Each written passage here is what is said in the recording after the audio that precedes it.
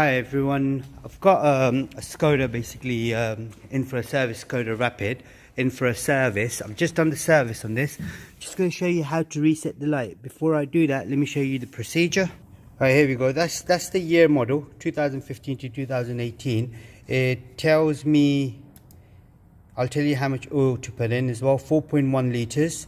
That's with the oil filter and the torque as well on the sump plug, tightening torque right there.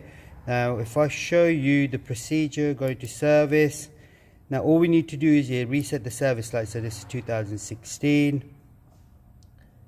Now this is the one that we need to reset, fix engine oil change indicator right there.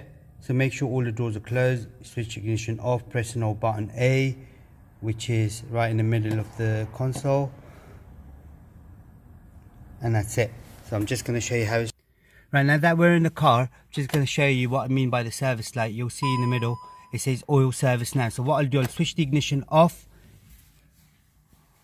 press and hold this button, switch the ignition on, let go of the button, hold it again. Now that's reset already. So what I'll do, I'll switch the ignition off, switch the ignition back on. That's done. That's all you got to do on your car. If there is any more information, please do let me know and I'll try helping you as much as I can. Thank you very much. Goodbye.